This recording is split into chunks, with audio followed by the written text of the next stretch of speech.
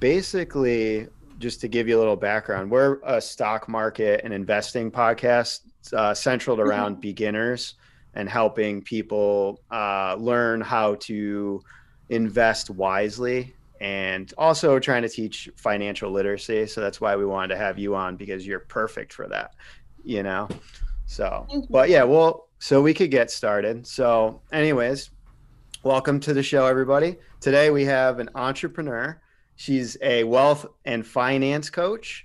She's worked with thousands of clients across the UK, USA, South Africa, Canada, Australia, Europe. She's finance or Yahoo Finance named her one of the top wealth and finance experts on the rise in 2021. Ladies and gentlemen, Helena. Sorry, Helena. Thank Welcome. you. Thank you so much. Yes.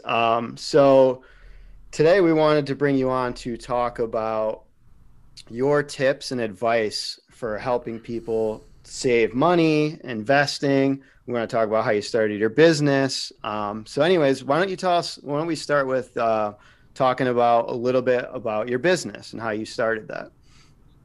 Yeah, thank you. For me, I just really started wanting to help people. I always knew that I wanted to help individuals in some way or other. I didn't exactly know how that was going to happen and what the exact path was that I was going to take, but I decided to go and study accounting to be a chartered accountant or a CPA, like they call them in the States or in Canada. And part of the reason why I decided to study that is because I realized in so many industries, one of the biggest obstacles people face and businesses face is because they struggle with money and they don't have the funds to continue research or to start new projects. So for me, I really wanted to help people with regards to money. And as I was studying and I worked in the big four auditing firms and also smaller auditing firms, I realized that the route of being a chartered accountant or a CPA is very streamlined. It's a very specific type of journey. And I realized that wasn't necessarily what I wanted. I didn't necessarily want to be an auditor or an audit partner or even a CFO of a big company. And so I just started to want to learn more about e-commerce, and I just started to follow my intuition, and where I was curious I just started bring action, and one thing led to another, and eventually I realized that maybe consulting wasn't combining coaching with consulting with the background knowledge that I have. And so eventually it brings me to the business that I have now is, at the time when I started studying, I didn't know exactly how things were going to turn out. But from taking action, following my intuition, it brought me clarity. And today I help small business owners with organizing their finances, optimizing their profitability, and growing long-term wealth through investing. Yeah, so I was just going to mention that actually. I was reading a little bit about you, and one of the things on Yahoo that I saw was that you like helping small business owners and help them manage their debt. So, what is your strategy for helping small business owners with debt, and can it be applied to regular individuals in their own lives too? Yeah, I think the principles remain the same. It doesn't really matter if it's a individual or a business owner. My general advice is to break it down into as small amounts as possible and just start where you're currently at. I think a lot of people avoid debts because they feel probably intimidated by paying it all back in one go, but you don't need to pay all of it back in one go. Just start where you're at and start making frequent payments. That would be the first step, is to just, accept where you're at, do what you can right now, and you can always change that going forwards. Once you've started, what you can do then is look at how can you increase your income earning capabilities, right? So for a business owner or an individual, see how can you maybe change your business model, or how can you maybe add to your skill set to increase your income earning capabilities, or maybe do something else that could bring in some extra additional funds to pay, increase that amount you pay back for your debt. And the second thing would just to have a good look at your expenses again. Are all your expenses aligned, or are there expenses that you have that you you're just paying things, or you maybe have some subscriptions that doesn't really serve you any, a bit of a stance for income, not just cutting costs. So having a look at both, that is what I would recommend. Yeah, and obviously it depends on the different circumstances of the businesses too, because everybody's in a different place financially. So obviously you'd have to go in and look at their finances and see what's going on. So it's hard to just give a general financial plan, for everybody. So I definitely understand that. So what are some of the biggest mistakes, financial mistakes you're finding when you're going to when you get called to help people to fix their finances? Like, what are some of the biggest mistakes or errors they're making? Yeah, I would say the main issue is that people, they are so overwhelmed by where they are at financially. They don't even look at what's actually going on. They're completely just avoiding their debt. They're avoiding just looking at their bank statements. That's quite a common thing I find, is they feel so overwhelmed. They don't even go and look at what's actually going on. So that's obviously also one of my recommendations, and why one of the first things I do with clients is to make sure that they're organizing their finances. They're comfortable with looking at it and being comfortable with where they're at right now. And then the second thing would be to just make sure that, they can just take action with where they're currently at. It doesn't matter if you're not where you want to be, as long as you can start to take action right now where you're at. That's what really counts. With action, it brings clarity, and it will show you the best way forward as well. So, how do you recommend tackling debt? Do you recommend paying off the smallest loans first, the ones with the higher interest rates? What's your strategy or your advice? Yeah, so this depends also on the client and the individual. Some people, they just, for some people, it's better for them to actually pay off the smallest amount. So say you've got an overdraft that's not a lot. If you can pay that off and just feel like you've got one burden off your back, then that's great. But for someone who maybe has really big, credit card that's overdue, and the interest is just really high, it would make sense for them to start tackling that, so that they can bring the interest down on that. So again, it depends on the person, but I think for someone listening to this, it could be good for them to think about, where are they, and what do they need, like a quick win. In that case, start with your smallest debt. Or do you just have, are your interest payments so high that it would actually be better for you to just start with those higher interest debt, to start paying that off first? Yeah, I think psychologically, probably tackling the small ones first will help you feel like you're actually doing something. Because if you have a really high loan and you just chipping away at it, it kind of feels like you're doing nothing essentially. So yeah, I kind of agree with you there. Yeah. Yeah, so So, oh, a go ahead. lot of it is very psychological, like you said. So it depends on the person also and where they're at. But I would always recommend initially, if they can just start with, getting some small wins just to regain your confidence. That is also that's a very good way to approach things. Yeah, I think what you said before is really crucial, because I find this to be the case personally for me. When I felt overwhelmed, I didn't know what to do. The first step is like creating a game plan for your money, and creating a budget, and trying to find a way. Like someone like yourself, it's great that you help people customize a game plan and a budget, and get their finances in order to see how much money is coming in, how much money is going out, and let's eliminate some of that unnecessary spending. And a lot of people, they need help. They're just overwhelmed. And I think that's why what you're doing is such a great service. And that's why we wanted to have you on to tell people about you, because it's the more people we have that are financially responsible on the planet, the better it is for all of us, you know? Yeah, thank you. Yeah. So how did you, go ahead. No, go ahead. So how did you get featured on Yahoo Finance? How did that come about? Yeah, so it was quite a simple story. On the one hand, it's just a guy who owns a PR agency in New York. He just contacted me on Instagram and said, we're doing this article. I think you should be featured on it. And I just took advantage of the opportunity. From a practical standpoint, I think I was able to take advantage of the opportunity because, like I said previously, initially I didn't know exactly how my career was going to be, and I was trying to figure everything out. But my main takeaway here is just for people to commit to doing the best they can on their journey and embrace where they're currently at.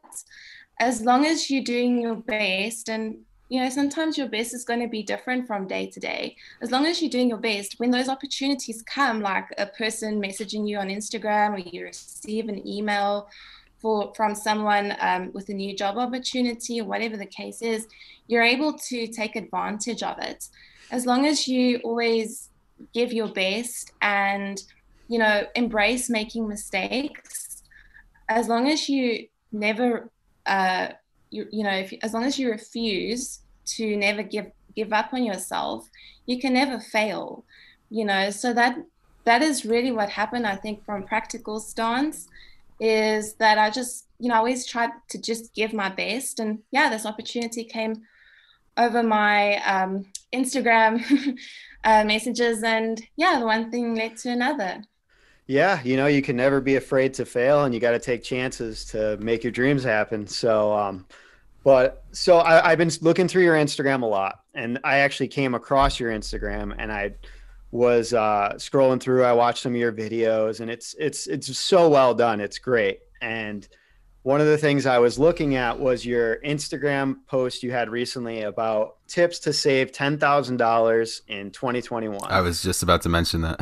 So yeah, it's a great post, and it's very intriguing. It caught my eye, and I was like, oh, I want to know how to do this. So tell people, what are some tips? Because saving $10,000 in a year seems impossible for some people, but it's really not. So tell us some tips and some tricks that people can do to achieve that goal. Sure. So I have about 3 little tips that I can give.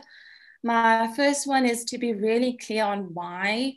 Why do you want to save, say, $10,000 a year? And really, this is with any financial goal, whether it's paying off debt or investing. Be super clear and specific on why you actually want to achieve that goal, and make sure that it really resonates with you. Saving $10,000 because someone on Instagram said you can do it. I mean, that it's got to resonate with you. You've got to buy into it. And I recommend that you write it down, remind yourself daily. I mean, if you need to record your voice and make it your alarm clock in the morning, do that. Because the biggest mistake I see people make, and even my own clients, is the reason they don't reach their goals is because they lose focus of why they started in the first place. So be really clear of why do you want to save $10,000 or reach a certain goal, and remind yourself daily so that you can maintain your focus. Then my second tip, like I also said with paying, off debts, is just break it down into bite-sized portions. What can you save at the moment? If you can save only $2, that's $2 you've saved, and commit to doing that as frequently as you can so you can get into the habit of saving and putting money aside. And you can always review it, a month later, you can change it and make it more. The key here is that you can start, and that you can make it easy and approachable for yourself so that it's not intimidating and you don't procrastinate on saving or paying off your debt or investing or whatever it is. And then my last tip is, like I also said with repaying your debt, is take an expansive approach. it's great to look at which expenses you can cut down. And I do recommend you make sure that all the expenses you have are aligned and resonates with you. But at the same time, you can only cut down so much, right? At a point, you do need to start looking at how can you increase your income earning capabilities, either as a business owner or an employee, an individual. And that will just help you to enjoy the process even more. Excellent. So I would say the last thing I would want to ask is what tips do you give for new investors? Someone that doesn't know anything about the stock market, they have no idea what to do. What's your advice? Yeah, my biggest advice, like I said before, with any financial goal is be clear on why do you actually want this? Why do you want to invest? What is your purpose? That will really change the types of investments you'll look into. But even before that, I would say, really make your mental health your number one priority. And I know this sounds maybe quite strange, but the reality is if you want to succeed at investing or any of your financial goals, you need to strive to be neutral towards money. So many people become really panicked or stressed or anxious around money, and they end up making really silly decisions.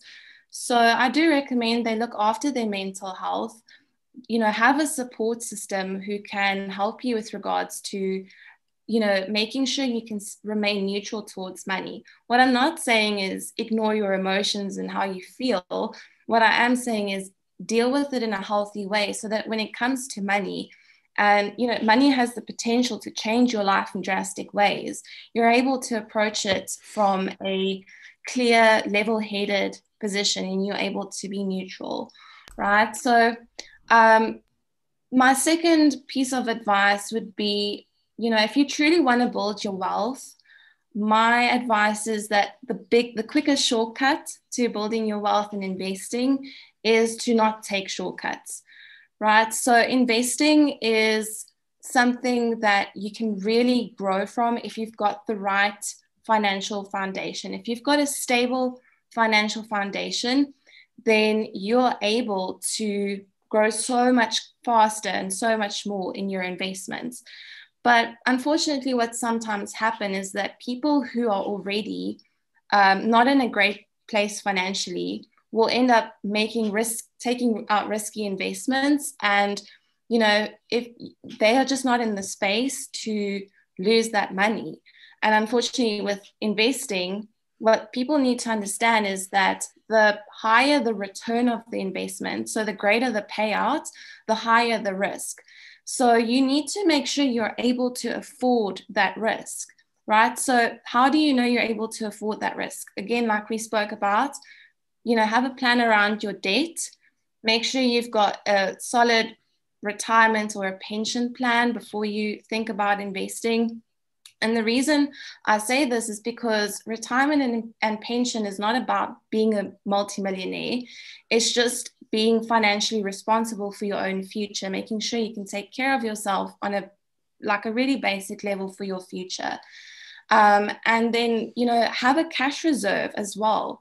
I know it's great to invest, but it's also not a good idea to spend all of your money on investing. If there's some sort of an emergency, and you have no cash on hand, like not any cash reserve, and you need to all of a sudden sell your investments, chances are maybe other people are also going to be in a panic. For instance, when the pandemic hit, if all of your money was tied in investments and the stock markets are not doing great, you've got to sell your investments to get some cash. I mean, you're going to lose a lot of money. So having a plan around your debt, your retirement, and having a cash reserve, those are three things that you need to make sure you're quite stable in before you can look into investing further. Yeah, so it's interesting you mentioned risk. So the stock market, like you said, is risky. You're not guaranteed a certain return, but when you have a debt, there is interest rate that is set. Like let's say, for example, you have a credit card that's 20%. You know exactly what the interest rate is. So in my opinion, it's almost better when you know what the interest rate is to pay off the debt than taking out a risk on an investment when you don't know what the return is going to be. Yeah, that's why I say it's really important that you make sure you first got the stable foundation and know that if you do invest and you do take that risk, we obviously hope that things will go well. But if it doesn't go well, you're not completely screwed because you've got a strong financial foundation. So that Right. is really my advice, is to first make sure you've got a strong financial foundation so that you can take on that risk, however it may swing for you. Yeah, I think that's great advice. And it's something a lot of people don't think about. They just open a brokerage and they just start buying things. Like, what do I buy? And it's like, well, first you need to figure out your game plan and get yourself in the right mental state and decide what your goals are first. So I think that's a great message that we want to share with everybody. So we're glad that you were able to help us share that message. So I don't know, do you have anything else to add, Andrew? I think that's pretty much it. Except I just want to mention or ask you what is it like living in South Africa? Because we're from the United States, we have no idea. Oh So, yeah. How are you doing with COVID too? Is your family doing Yeah, okay? yeah, everyone's fine. We've got like a new strain, like a variant here, which is getting a lot of the younger population as well. So things are, it's the way COVID is. hmm. Nobody really knows exactly how things are going to turn out. But I do think, just being South African, there's a lot of obstacles, in general, a South African citizen need to juggle apart from COVID, in a good time. And I feel like, you just need to keep going, to be honest. Yeah, you've just got to do the best you can, make the most of what you've got. And with regards to, like the virus, I have to say our government has done really well to try to communicate with us. Everybody's like legally obliged. You have to wear a mask in public. Otherwise, you can be held, you can get a fine or go to prison. So with regards to that, I think a lot of people do take it seriously, but there's also people who don't take it seriously. Yeah. I think you find that everywhere, but Yeah. as far as I'm concerned, I think, yeah, like you just need to look after your mindset and decide like how do you want to juggle how things change. And yeah, for me, it's going well. I'm doing my best to stay as positive, and if it's a crappy day, as we all have those days, I just know it's not every day, and just do the best you can. So yeah, Yeah. that's from my side. Well, we're glad that you're doing well and that your family's doing well and everything. So we've been pretty fortunate too. We haven't known anybody that's had a really serious case of it. So, um, but I would just say that for anybody that wants to learn more about you, they can go to your Instagram page. We'll post the link on our description. Oh, you have a And website too, right? I saw that, and you had a financial strength quiz. That was your website, right? Or was that not yours? Yeah, I've got a website where people, so usually I've got like a free, at the moment it's like my free financial game plan that they can go into, and if they want to learn more they can just, but I think the best place for people to go to is just my Instagram account because I constantly change things and update things, yeah, and I direct people through that channel more. So and yeah. All right. we'll definitely direct them to you, and they can sign up for a free 30-minute seminar that's a financial organization game plan. So Yep. that's great. Yes, Thank you so much for joining us today. We appreciate it. Um, yes, thank you Yes. for your Thank you. time. Thank you so much.